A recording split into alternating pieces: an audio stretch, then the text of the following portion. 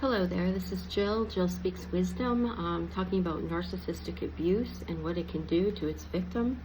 In this particular video, it is sensitive information. You may agree, you may not agree, but I have a lot of experience with this in seeing this.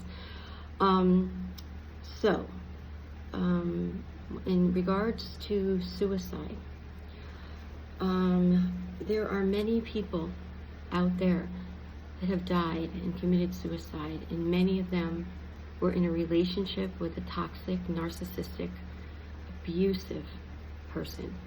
Okay, so if people are connected to narcissists, whether it be parent or child, or in a relationship, they're married to a toxic narcissist, it has been shown that suicide can happen during and after the narcissistic abuse.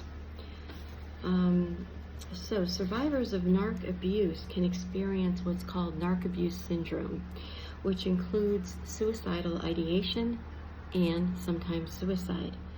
This stuff is written up out there, but our medical system and our therapy system, they want to blame the victim and label them with a mental illness, instead of saying, who are they around that's causing this?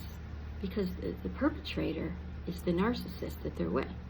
These are very sick, abusive, manipulative people that these victims are with every day for months and years, and can actually push them to have suicidal ideation and sometimes suicide.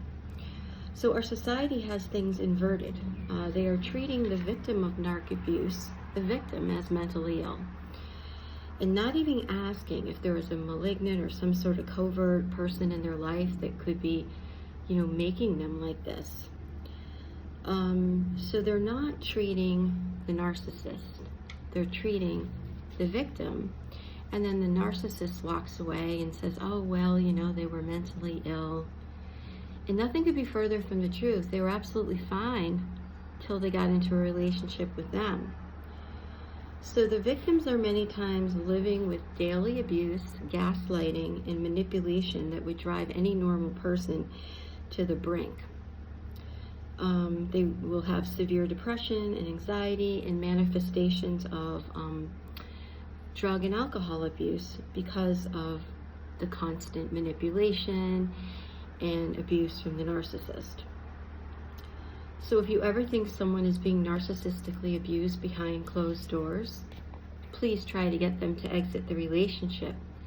We know now so much more than we did before about what happened to people before us that took their life, and it's time for us to see the truth behind it.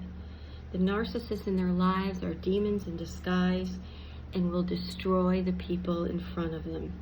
They'll destroy the souls of those closest to them.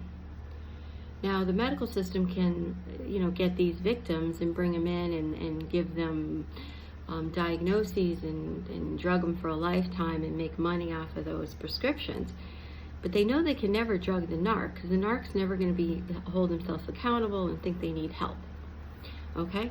So the narcs aren't going to be, the medical system is not going to be making money off of the narcissist. They're making it off of the victim. It's completely screwed up, and it needs to be looked at. So people that are in any sort of narcissistic abuse can very well commit suicide. If they were not in those relationships, they probably would still be alive today. But the society, and what a lot of you may still want to believe is, but they were mentally ill. That's why they were mentally ill. But, maybe if you know somebody or this might have happened, look behind the scenes of the people that were close to them in their life. I'm not saying every situation is this, but many, and they aren't ever looked at as that.